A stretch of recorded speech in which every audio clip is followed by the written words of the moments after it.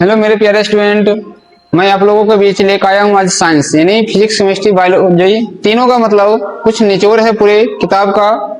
ये आपके एग्जाम के लिए तो बहुत कम होगा ही, लेकिन यही जो टॉपिक से क्वेश्चन लिखा गया इस टॉपिक से एग्जाम में बहुत ज्यादा क्वेश्चन पूछा जाता है। तो देखिए, अगर ये वीडियो में मतलब क्या है कि जितना भी क्वेश्चन है 100 क्वेश्चन है, अगर ये आपसे बन रहा है 100 क्वेश्चन आप जान रहे हैं तो एग्जाम में निश्चित है कि आप अच्छे नंबर ले आइएगा।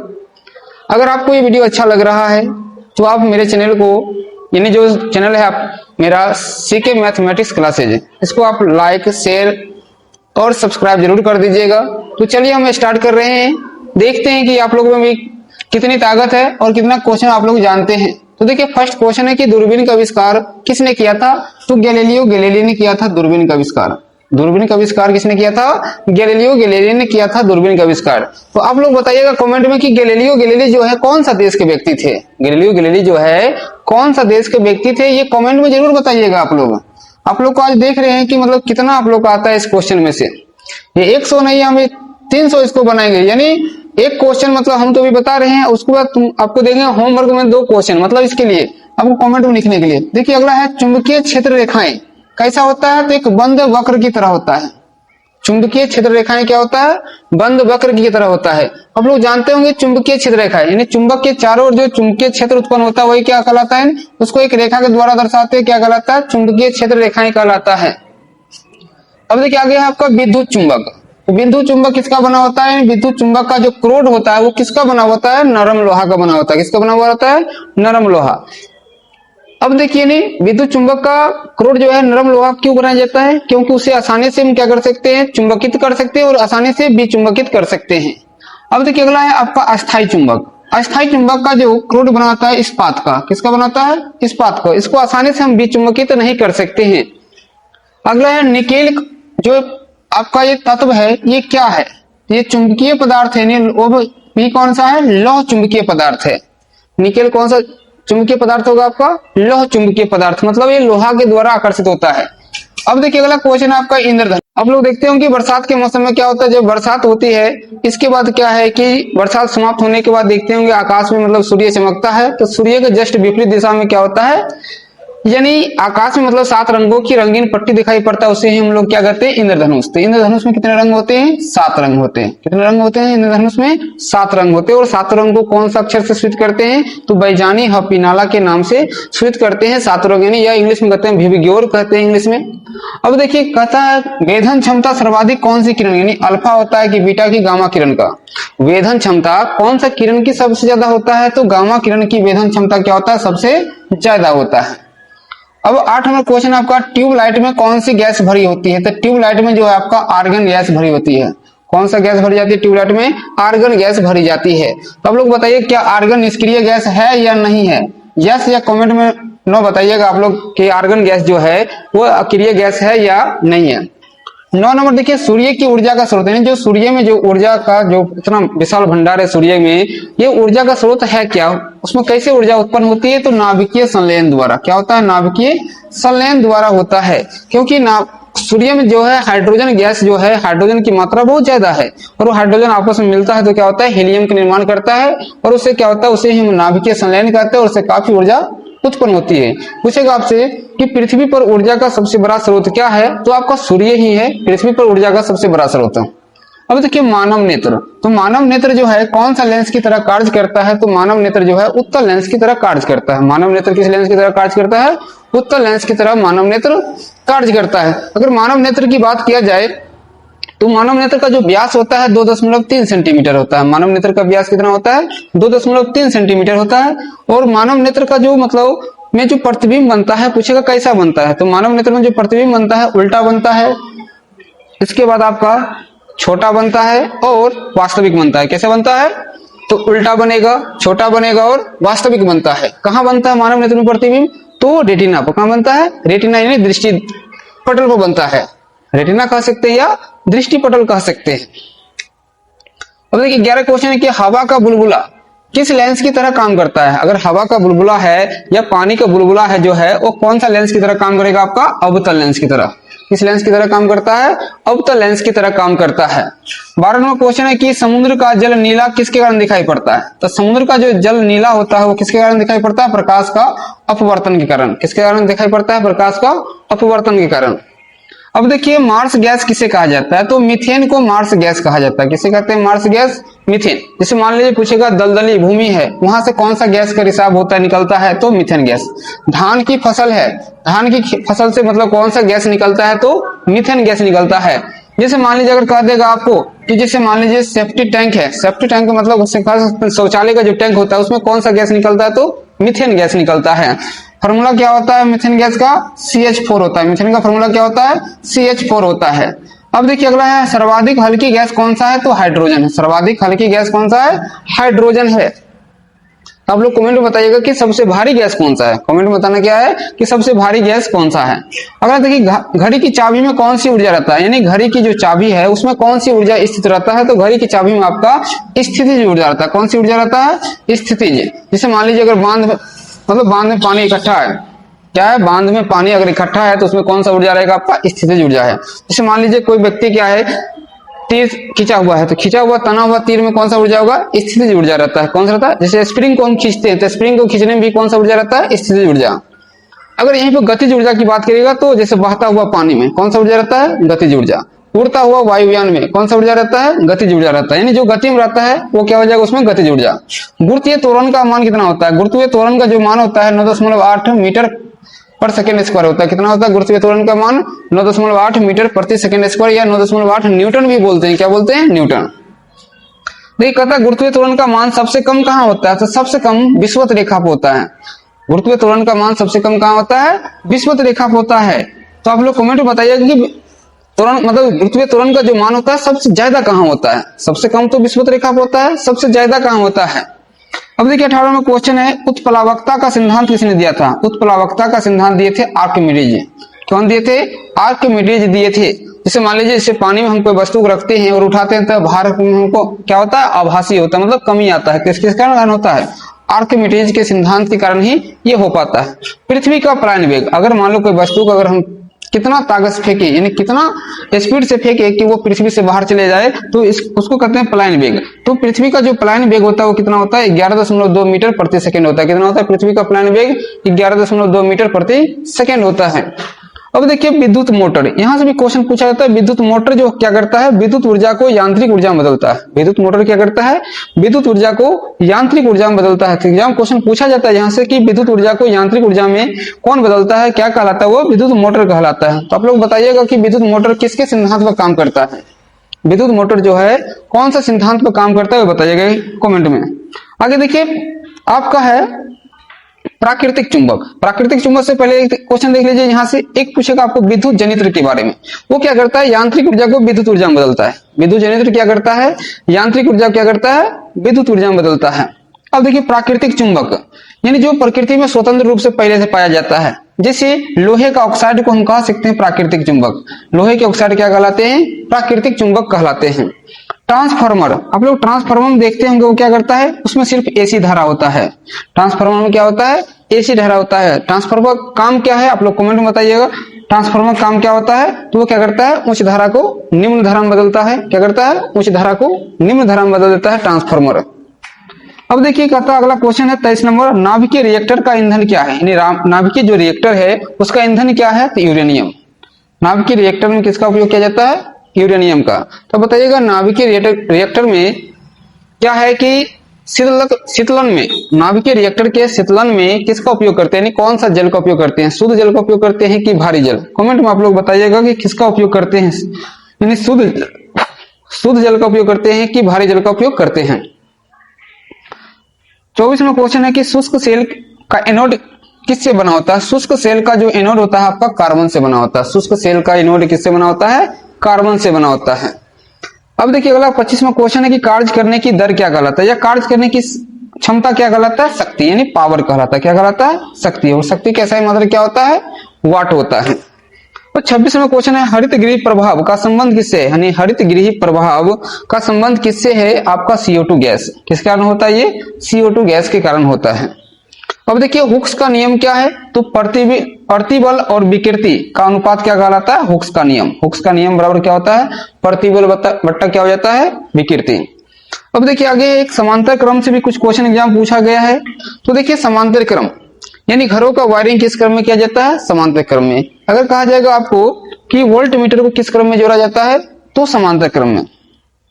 वोल्ट मीटर किस क्रम में जोड़ा जाता है, समांतर क्रम में। अगर आपसे पूछ देगा कि शादी विवाह होता है उसमें जो लड़ी लगा हुआ रहता है कौन सा क्रम रहता है, तो श्रेणी क्रम में रहता है। क्या किस क्रम में रहता है, श्रेणी क्रम। इस मान लीजिए घर में जितना भी फ्यूज हो गया, स्विच हो गया, ये सब किस क्रम में रहता है, तो वो भी श्रेणी क्रम में रहता है। फ्यूज स्विच को भी किस क्रम में जोड़ते हैं, श्रेणी क्रम में जोड़ा हुआ रहता है। आगे देखिए वैद्युत अपघटन में अवकारक नहीं अवकरण कौन होता है, वैद्युत अपघटन में अवकरण कौन होता है, तो कैथोड होता है। कौन सा होता है, कैथोड होता है अवकरण। अब देखिए कुछ है आपका केमिस्ट्री क्वेश्चन, जैसे कैंसर का इलाज के लिए किसका उपयोग करते हैं, कोबाल्ट 60 का उपयोग करते हैं। कैंसर के इलाज के लिए किसका उपयोग करते हैं, कोबाल्ट 60। तो आप लोग बताइए कमेंट में कि अभी हाल ही में कौन सा देश जो है कैंसर के इलाज निकाले हैं, यानी कैंसर की दवाई कौन सा देश बनाए हैं अभी हाल ही में। 31 में क्वेश्चन आपका 31 में कैंसर का अध्ययन क्या कहलाता है, ऑन्कोलॉजी कहलाता है। कैंसर का अध्ययन क्या कहलाता है, ऑन्कोलॉजी कहलाता है। अगला क्वेश्चन है 32, HIV का जांच किससे होता है, तो एलिसा टेस्ट। एलिसा टेस्ट जो है HIV की जांच के लिए है। तो आप बताइएगा कमेंट में HIV जो है ये वायरस है कि जीवाणु है। कमेंट में क्या बताना है, HIV क्या है, वायरस है कि जीवाणु है। आगे देखिए अम्ल। अम्ल से भी क्वेश्चन एग्जाम बहुत पूछ रहा है आजकल। तो अम्ल का pH मान देख लीजिए क्या होता है, 7 से कम होता है। अम्ल का स्वाद क्या होता है, खट्टा होता है। अम्ल का pH मान 7 से कम होगा। अम्ल का स्वाद कैसा होता है, खट्टा होता है। और वो क्या करता है, हाइड्रोजन आयन उत्पन्न करता है। जल में अगर घुल जाएगा तो क्या करेगा, हाइड्रोजन आयन उत्पन्न करता है अम्ल। क्षार की अगर बात किया जाए तो ये क्या होता है, इसका pH मान 7 से ज्यादा होता है। क्षार का pH मान, क्षार मतलब भस्म, भस्म का pH मान कितना होता है, 7 से अधिक होता है। जल की अगर बात किया जाए, जल का pH मान कितना होता है, 7 होता है। इसलिए जल को उदासीन कहा जाता है। पूछेगा उदासीन विलयन का pH मान कितना होता है, तो वो भी होता है आपका 7 ही। अब देखिए कार्बन। तो कार्बन जानते होंगे चतुष्फलकीय यौगिक है, मतलब तत्व है। चतुष्फलकीय क्या है, तत्व है कार्बन। और दुनिया में सबसे ज्यादा जो तत्व है, मतलब जिसमें वस्तु पाया जाता है, वो क्या है, कार्बन ही। यानी जो भी जलाने के बाद धुआं उत्पन्न करे, काला हो जाए, वो सब में क्या है, कार्बन है। तो कार्बन के कुछ अप्रूप दिया हुआ है, जैसे कोयला, हीरा, ग्रेफाइट, ये सब क्या आपका कार्बन है। और यहाँ से भी देख लीजिएगा कार्बन चैप्टर से भी एग्जाम में कार्बनिक यौगिक से पूछता है। कार्बनिक यौगिक का मतलब क्या होता है, जो कार्बन से बने हो। अगला क्वेश्चन है भू प्रॉपर्टी पर सर्वाधिक तत्व कौन सा है। तो भू प्रॉपर्टी पर पूछेगा कौन सा सर्वाधिक तत्व है, तो आपका ऑक्सीजन है। लेकिन पूछेगा वायुमंडल में सबसे ज्यादा कौन सा गैस है, तो नाइट्रोजन कहिएगा। भू प्रॉपर्टी पर सबसे ज्यादा तत्व कौन सा है, ऑक्सीजन। लेकिन आपसे पूछेगा कि यानी वायुमंडल में सबसे ज्यादा कौन सा गैस है, वो क्या कहिएगा, नाइट्रोजन। एल्युमिनियम का निष्कर्षण किससे होता है, तो बॉक्साइट से। एल्युमिनियम का अगर निष्कर्षण देखा जाए तो किससे होता है, बॉक्साइट से। बताइए तो आप लोग कि मतलब नमक का निष्कर्षण किससे करते हैं। अगर हमको नमक का अगर अयस्क पूछा जाए तो क्या होता है, कमेंट में बताइएगा नमक का अयस्क क्या होता है। नमक का इसे रासायनिक नाम होता है सोडियम क्लोराइड। नमक का क्या रासायनिक नाम होता है, सोडियम क्लोराइड होता है। फॉर्मूला NaCl होता है। बॉक्साइट का अगर फॉर्मूला पूछ देगा तो क्या हो जाएगा, Al2O3 इंटू 2H2O होता है। Al2O3 इंटू 2H2O होता है किसका फॉर्मूला, बॉक्साइट का। DDT एग्जाम में क्वेश्चन खूब पूछता है, DDT का फुल फॉर्म क्या है, तो होता है डाइक्लोरो डाइफिनाइल डाइक्लोरो इथेन। क्या होता है DDT का full form, dichloro diphenyl trichloro ethane होता है DDT का प्रयोग। 40वां क्वेश्चन है यूरेनियम का प्रमुख अयस्क क्या है। यूरेनियम का प्रमुख अयस्क क्या है आपका, पिच ब्लेंड है। तो बताइएगा भारत में सर्वाधिक यूरेनियम का उत्पादन कहाँ होता है। भारत में जो है यूरेनियम का सबसे ज्यादा उत्पादन किस राज्य में होता है, या कौन सा स्थान पर होता है, ये बता दीजिएगा आप लोग कमेंट में। आगे देखिए बेकिंग सोडा। आप जानते ही होंगे बेकिंग सोडा का उपयोग जो हम लोग कहाँ करते हैं, खाना को जल्द पकाने में करते हैं, अग्निशामक यंत्र में भी करते हैं, इसको पावरोटी को स्पंजी बनाने में करते हैं, पेट की अम्लता को दूर करने में भी हम लोग क्या करते हैं, बेकिंग सोडा का उपयोग करते हैं। और इसका फॉर्मूला क्या होता है, NaHCO3 होता है। क्या होता है, बेकिंग सोडा का फॉर्मूला NaHCO3 होता है। और इसका रासायनिक नाम देखा जाए तो सोडियम हाइड्रोजन कार्बोनेट होता है। क्या होता है, सोडियम हाइड्रोजन कार्बोनेट या सोडियम बाइकार्बोनेट भी कहते हैं बेकिंग सोडा का रासायनिक नाम। अगर आप कमेंट में बताइएगा कि धोने वाला सोडा का रासायनिक सूत्र क्या होता है। कमेंट में क्या बताना है आप लोग को कि धोने वाला सोडा का रासायनिक सूत्र क्या होता है, उसका रासायनिक नाम क्या होता है, ये बता दीजिएगा। 42 नंबर क्वेश्चन आपका इलेक्ट्रॉन का खोज किसने किया था, तो जे थॉमसन। इलेक्ट्रॉन का खोज किसने किए थे, जे थॉमसन किए थे। प्रोटॉन का खोज पूछेगा किसने किए थे, तो प्रोटॉन का खोज किए थे आपका गोल्डस्टीन। और न्यूट्रॉन का खोज किसने किए थे? James Chadwick. पूछेगा परमाणु के नाभिक का खोज किसने किए थे? तो परमाणु के नाभिक का खोज किसने किए थे? आपका रदरफोर्ड। 43 क्वेश्चन है कि नीला लिटमस को लाल कौन करता है? तो अम्ल। नीला लिटमस पत्र को लाल कौन करता है? तो अम्ल करता है। लाल लिटमस पत्र को नीला कौन करेगा? तो ये क्षार करता है। लाल लिटमस पत्र को नीला कौन करता है? क्षार करता है। तो आप लोग कमेंट में बताइए कि लिटमस पत्र जो है कौन सा पौधा से प्राप्त करते हैं। कमेंट में क्या बताना आप लोग को कि लिटमस पत्र जो है कौन सा पौधा से प्राप्त करते हैं। आगे देखिए क्षार का स्वाद पूछ रहा है। क्षार का स्वाद क्या होता है? कड़वा होता है। कैसा होता है? कड़वा। आगे है देखिए 46 में फैराडे इकाई है। किसकी इकाई फैराडे है? तो धारिता की इकाई क्या है? फैराडे है। यहाँ पर अगर देखा जाए तो ये किसकी इकाई है? धारिता की इकाई क्या है? आपका फैराडे है। सोना का लैटिन नाम क्या होता है? औरम होता है। सोना का लैटिन नाम क्या होता है? औरम होता है। चांदी का लैटिन नाम अर्जेंटम होता है। लोहा का लैटिन नाम क्या होता है? फेरम होता है। पारा का लैटिन नाम पूछेगा तो हाइड्रा राजायरम होता है। कॉपर का लैटिन नाम क्या होता है? क्यूपरम होता है। तो लैटिन नाम भी आप लोग बढ़िया से याद कर लीजिएगा। आगे देखिए 48 से पेट्रोलियम की गुणवत्ता पता चलती किससे? ऑक्टेन नंबर से। पेट्रोलियम की पता किससे चलती? पेट्रोलियम की जो गुणवत्ता का पता चलता है किससे पता चलता है? ऑक्टेन नंबर से पता चलता है। तो देखिए आगे क्वेश्चन है 49 नंबर, डबल रोटी बनाने में किसका उपयोग होता है? तो डबल रोटी बनाने में हम लोग ईस्ट का प्रयोग करते हैं। किसका उपयोग करते हैं? ईस्ट का प्रयोग करते हैं। 50 में क्वेश्चन है कि सेल्सियस और फ़ारेनहाइट में किसका मान बराबर होता है? नहीं, ऐसा कौन सा मान जो है कि सेल्सियस और फ़ारेनहाइट में दोनों बराबर होता है? तो -40 डिग्री। -40 डिग्री जो होता है फ़ारेनहाइट में भी -40 होगा, और इसको अगर चेंज करते हैं हम सेल्सियस में तो वो भी क्या होगा? आपका -40 डिग्री ही होगा। चूने के पानी को दूधिया कौन करता है? अगर मान लीजिए चूने के पानी में कोई भी गैस, कौन सा गैस मिला दे कि वो दूधिया हो जाएगा, तो आपका CO2 गैस मिलाने से क्या होता है? वो दूधिया हो जाता है। 52 में है कि कमरे के ताप पर द्रव अवस्था में कौन सी धातु पाई जाती है? तो कमरे के ताप पर द्रव अवस्था में आपका पारा पाया जाता है। कौन सी धातु पाया जाता है? पारा पाया जाता है। 53 में है कमरे के ताप पर द्रव अधातु कौन सा है? तो वो ब्रोमीन है। कौन सी अधातु है? ब्रोमीन पाया जाता है। तो बताइएगा कि कौन सा अधातु जो है विद्युत का सुचालक होता है? कौन सी अधातु जो है क्या होता है? विद्युत का सुचालक होता है। आप कमेंट में बताइएगा। 54 में है CaO + CO2, यानी ये जो है बनता है CaCO3, यानी CaO और CO2 को मिला देते हैं अगर, तो क्या बन जाता है? CaCO3 बन जाता है। तो कौन सी अभिक्रिया कहलाएगा? संयोजन अभिक्रिया कहलाता है। क्या कहलाता है? संयोजन अभिक्रिया कहलाता है। अगर यही समीकरण देते हैं CaCO3 को अगर हम गर्म करते हैं तो CaO + CO2 बने, यानी कैल्शियम ऑक्साइड और कार्बन डाइऑक्साइड बनता है। तो कौन सी अभिक्रिया कहलाएगा? तो ये वियोजन कहलाएगा, या इसको अपघटन कहते हैं। वियोजन कहते हैं या क्या कहते हैं? अपघटन अभिक्रिया भी कहते हैं। अब देखिए 56 नंबर क्वेश्चन है कि जस्ता का परत चढ़ाना क्या कहलाता है? यानी कोई भी धातु पर हम जस्ता का परत चढ़ा देते हैं क्या कहलाता है? जस्तीकरण कहलाता है। गैल्वेनाइजेशन कहलाता है। जस्तीकरण कहलाता है। 57 नंबर क्वेश्चन आपका पीएच का खोजकर्ता कौन है? पीएच का खोजकर्ता कौन है? सोरेनसन है। तो आप लोग कमेंट में बताइएगा कि पीएच का खोजकर्ता सोरेनसन जो है, यानी पीएच का खोज कब हुआ था। और ये भी बताइएगा कि पीएच का फुल फॉर्म क्या होता है। तो पीएच का फुल फॉर्म देख लीजिए क्या होता है, बताइए कोई कमेंट में। पीएच का फुल फॉर्म क्या होता है? तो पावर ऑफ हाइड्रोजन भी कहते हैं या पोटेंशियल ऑफ हाइड्रोजन भी कहते हैं। 58 क्वेश्चन देखिए आप बायोलॉजी से यहाँ से स्टार्ट है कुछ क्वेश्चन। जैसे पौधे नाइट्रोजन ग्रहण करते हैं किस रूप में? तो नाइट्रेट के रूप में ग्रहण करते हैं। डायरेक्ट नाइट्रोजन नहीं लेते हैं, क्योंकि वायुमंडल में जो इतना नाइट्रोजन है उस रूप में वो ग्रहण नहीं कर सकता है। जब उसको जड़ में मिलता है वो नाइट्रेट के रूप में क्या करते हैं? पौधे नाइट्रोजन को ग्रहण करते हैं। इसलिए क्या होता है, क्योंकि पौधे जो दलहनी पौधा है, दलहनी पौधा के जड़ों में क्या होता है? राइजोबियम नामक जीवाणु पाया जाता है, जो क्या करता है? नाइट्रेट में बदलता है नाइट्रोजन को, और तब क्या करते हैं? पौधे नाइट्रेट के रूप में प्राप्त करते हैं। 59 है कि प्राथमिक रंग कौन कौन सा है? तो प्राथमिक रंग 3 ही है, लाल, हरा और नीला। प्राथमिक रंग कितने हैं? 3 है। लाल, हरा और नीला को क्या कहा जाता है? प्राथमिक रंग कहा जाता है। 60 में इंसुलिन की खोज किसने किए थे? वेटिंग और बेस्ट ने किया था। किसने किया था? वेटिंग और बेस्ट ने क्या किया था? इंसुलिन की खोज किया था। इंसुलिन क्या होता है? तो ये क्या होता है? एक तरह से हार्मोन है। क्या है? एक तरह से कह सकते हैं ये अंतःस्रावी ग्रंथि से निकलती है, ये हार्मोन है एक तरह से इंसुलिन, जो क्या करता है? शरीर में शर्करा की मात्रा को नियंत्रित करता है और मधुमेह रोग होने से बचाता है इंसुलिन। फिर अगला है 61 में, शरीर में प्रचुर मात्रा में पाया जाने वाला तत्व कौन सा है? ऑक्सीजन। शरीर में अगर प्रचुर मात्रा में पूछेगा तो ऑक्सीजन। मिट्टी में पूछेगा सबसे ज्यादा क्या पाया जाता है? तो मिट्टी में क्या पाया जाता है? सबसे ज्यादा यही पाया जाता है, ऑक्सीजन ही। अगर आपसे पूछेगा वायुमंडल में सबसे ज्यादा क्या पाया जाता है? तो वायुमंडल में सबसे ज्यादा कौन सा तत्व पाया जाता है? यानी तो नाइट्रोजन। कितना % पाया जाता है?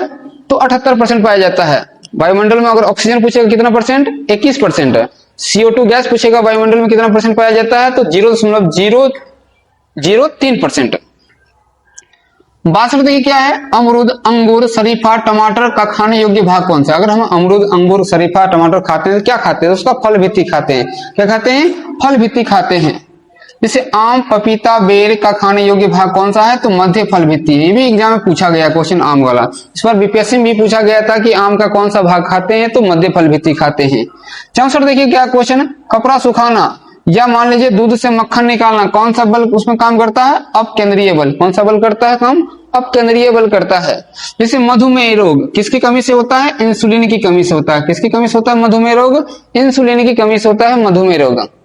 अगर देखिए 66 क्वेश्चन है, डीएनए का डबल हेलिक्स मॉडल किसने दिया था, वाटसन और क्रिक ने। किसने दिया था, वाटसन और क्रिक ने दिया था डीएनए का डबल हेलिक्स मॉडल। तो आप लोग कमेंट बॉक्स में बताइएगा कि डीएनए का फुल फॉर्म क्या होता है। एग्जाम में ये भी पूछा गया कि डीएनए का फुल फॉर्म क्या होता है। 67 है आपका, आत्महत्या की थैली किसे कहा जाता है, लाइसोसोम को। आत्महत्या की थैली किसे कहा जाता है, लाइसोसोम को कहा जाता है। और ये सिर्फ जंतु में पाया जाता है, याद रखिएगा, पौधा में नहीं पाया जाता है, पादप में नहीं पाया जाता है। लाइसोसोम सिर्फ क्या होता है, जंतु में पाया जाता है। और इसे क्या कहते हैं, आत्महत्या की थैली कहा जाता है। और इसका खोज किया था क्रिश्चियन डू डुबे ने। किसने किया था, डू डुबे ने किया था लाइसोसोम का खोज। किसका खोज, लाइसोसोम का खोज पूछा किसने किया था, क्रिश्चियन डू डुबे ने किया था लाइसोसोम का खोज। और ये क्या, इसे क्या कहते हैं, आत्महत्या की थैली भी कहते हैं, या आत्मघाती थैली भी कहा जाता है। आत्मघाती थैली के या आत्महत्या की थैली के कहा जाता है। अब देखिए अगला है, गुणसूत्र का निर्माण किससे होता है, क्रोमेटिन से होता है। गुणसूत्र का निर्माण किससे होता है, क्रोमेटिन से होता है। और अब बताइएगा गुणसूत्र मानव में कितने गुणसूत्र होते हैं, तो 23 जोड़ा। मानव में अगर देखा जाए कितने गुणसूत्र होते हैं, तो 23 जोड़ा या 46 कह सकते हैं। कितने कह सकते हैं, 23 जोड़ा या 46। तो आप लोग कमेंट में बताइएगा कि लड़का अगर जन्म लेगा तो कौन सा गुणसूत्र आवश्यकता है। लड़का जो है जन्म लेगा तो कौन सा गुणसूत्र आवश्यक है, और लड़की भी जन्म लेगी तो कौन सा गुणसूत्र आवश्यक है, कमेंट में बताइएगा। 69 नंबर क्वेश्चन आपका, दूध में पाया जाने वाला शर्करा कौन सा है। यानी दूध में जो पाया जाता है आपका मिठास, वो कौन सा शर्करा होता है, लैक्टोज। कौन सा शर्करा होता है दूध में पाया जाने वाला, लैक्टोज होता है। तो आप लोग बताइएगा कि जो टेबल शुगर है, चीनी जो आप लोग खाते होंगे चाय में देखिए टेबल शुगर, उसमें क्या पाया जाता है। 70 है आपका, इंसुलिन का निर्माण कहाँ होता है। तभी थोड़ा सा पहले ही बताइएगा, मधुमेह रोग से संबंधित में अग्न्याशय में। अग्न्याशय की बीटा कोशिका से क्या होता है, इंसुलिन का निर्माण होता है। अग्न्याशय की जो बीटा कोशिका है उसमें क्या होता है, इंसुलिन का निर्माण होता है। 71 में, दूध में नहीं पाया जाने वाला कौन सा विटामिन है। विटामिन सी जो है दूध में नहीं पाया जाता है। दूध में क्या होता है, विटामिन सी नहीं पाया जाता है। विटामिन सी कहाँ पाया जाता है, ज्यादा खट्टे वाला पदार्थ में। जैसे आंवला में सबसे ज्यादा आपका विटामिन सी मिलेगा। घाव भरने में कौन सा विटामिन सहायक है, तो विटामिन सी ही घाव भरने में भी सहायक है। अब देखिए, मूत्र का रंग पीला किस कारण होता है, यूरोक्रोम के कारण। मूत्र का रंग जो होता है पीला किस कारण होता है, यूरोक्रोम के कारण होता है। शरीर का सामान्य तापमान कितना होता है, शरीर का सामान्य तापमान होता है आपका 98.6 डिग्री फ़ारेनहाइट। शरीर का सामान्य तापमान कितना है, 98.6 डिग्री फ़ारेनहाइट है शरीर का सामान्य तापमान। तो आप लोग बताइएगा कि तो फ़ारेनहाइट में सेल्सियस में कितना होता है, शरीर का तापमान सेल्सियस में कितना है और केल्विन में कितना है। शरीर का सामान्य तापमान जो है सेल्सियस में कितना होता है और केल्विन में कितना होता है, कमेंट में जरूर बताना है आप लोग को। आगे मानव मस्तिष्क का अध्ययन क्या कहलाता है, फ्रेनोलॉजी कहलाता है। मानव मस्तिष्क का अध्ययन क्या कहलाता है, फ्रेनोलॉजी कहलाता है। मस्तिष्क में पता होगा आप लोग को, मस्तिष्क को 3 भाग हैं। और पूछेगा सबसे बड़ा मस्तिष्क कौन सा है, तो प्रमस्तिष्क है। सबसे बड़ा मस्तिष्क का सबसे बड़ा भाग कौन सा है, प्रमस्तिष्क है। 75 है, सोडा वाटर बनाने में किसका उपयोग करते हैं, CO2 गैस का। सोडा वाटर बनाने में किसका उपयोग करते हैं हम लोग, CO2 गैस का। इसलिए अगर आप देखिएगा सोडा वाटर अगर है, जैसे मान लीजिए कोई थम्सअप लीजिए, कोका कोला लीजिए, कुछ भी, अगर उसको हिला के मतलब क्या है खोलिएगा तो वो क्या होता है, ऊपर की ओर उछलने लगता है, यही CO2 गैस के कारण। अम्ल वर्षा किसके कारण होता है, तो SO2 और NO2 के कारण। SO2 और NO2 के कारण क्या होता है, अम्लीय वर्षा होता है। और अम्लीय वर्षा कारण क्या हो रहा है, ताजमहल का जो रंग है भद्दा पड़ रहा है। 77 क्वेश्चन नंबर है, देख लीजिए, शहद का मुख्य घटक क्या है, फ्रुक्टोज। शहद जो है, मधु जिसको मौध कहते हैं, उसका मुख्य घटक क्या है आपका, फ्रुक्टोज है। 78 है आपका, दूध की शुद्धता। तो दूध की शुद्धता जो किससे मापते हैं, लैक्टोमीटर से। दूध की शुद्धता किससे मापा जाता है, आपको लैक्टोमीटर से मापा जाता है। पेनिसिलिन क्या है, एक एंटीबायोटिक है। पेनिसिलिन क्या है, एक एंटीबायोटिक है आपका पेनिसिलिन। अंडाणु का निषेचन कहाँ होता है, फेलोपियन ट्यूब में होता है। अंडाणु का निषेचन कहाँ होता है, फेलोपियन ट्यूब में होता है अंडाणु का निषेचन। तो बताइएगा नर युग्मक और मादा युग्मक के संलयन को क्या कहते हैं? निषेचन। निषेचन किसे कहते हैं? तो नर युग्मक और मादा युग्मक के संलयन को क्या कहते हैं? निषेचन कहते हैं। क्वेश्चन आपका जनन से भी पूछा जाता है। जनन कितने प्रकार के होते हैं? 2 प्रकार के, लैंगिक और अलैंगिक होते हैं। जैसे मान लीजिए अगर पूछा जाएगा लैंगिक जनन में क्या होता है, तो नर और मादा दोनों भाग लेते हैं, और लैंगिक में क्या होता है, केवल एक ही जीव भाग लेते हैं। जैसे मान लीजिए अगर पूछेगा आपसे, हमें एक गुलाब के पौधा का टहनी काट के हम क्या करते हैं, दूसरा पौधा बना लेते हैं, तो उसमें कौन सा जनन होगा, लैंगिक या अलैंगिक? तो अलैंगिक जनन होता है। अलैंगिक में भी कौन सा जनन होगा, ये एग्जाम्पल मतलब आप लोग कमेंट में बताइएगा। आगे देखिए 81 क्वेश्चन आपका श्वसन क्रिया। श्वसन जो हम सांस लेते हैं, कौन सा गैस लेते हैं? O2। छोड़ते हैं कौन सा गैस है? CO2। तो उसमें क्या होता है, उष्मा का उत्सर्जन होगा कि अवशोषण होगा? तो उष्मा का उत्सर्जन होता है। क्या होता है, श्वसन क्रिया कैसा है, उष्मा का उसमें उत्सर्जन होता है, इसलिए इसको हम कहते हैं उपचयन अभिक्रिया। क्या कहते हैं? उपचयन अभिक्रिया कहते हैं, या उष्माक्षेपी अभिक्रिया कहते हैं श्वसन को। 82 नंबर में वायुमंडल में सर्वाधिक मात्रा में पाया जाने वाला अक्रिय गैस कौन है? तो वो कौन सा है? अक्रिय गैस आर्गन है। वायुमंडल में अगर देखा जाए सर्वाधिक मात्रा में पाया जाने वाला अक्रिय गैस कौन सा है? आपका आर्गन है। आर्गन का संकेत क्या होता है? Ar होता है। एग्जाम में आजकल संकेत भी पूछा जा रहा है, यानी अक्रिय गैस की संख्या कितनी है? तो 6-7 है। कौन कौन है अक्रिय गैस? तो हीलियम है, नियन, आर्गन, क्रिप्टन, जेनन और रेडॉन। अक्रिय गैस कौन कौन सा आपका? हीलियम, नियन, आर्गन, क्रिप्टन, जेनन और रेडॉन क्या है आपका? अक्रिय गैस है। आगे देखिए हरा प्रोटोजोआ को क्या कहा जाता है? यूग्लिना। यूग्लिना क्या है? हरा प्रोटोजोआ ही होता है।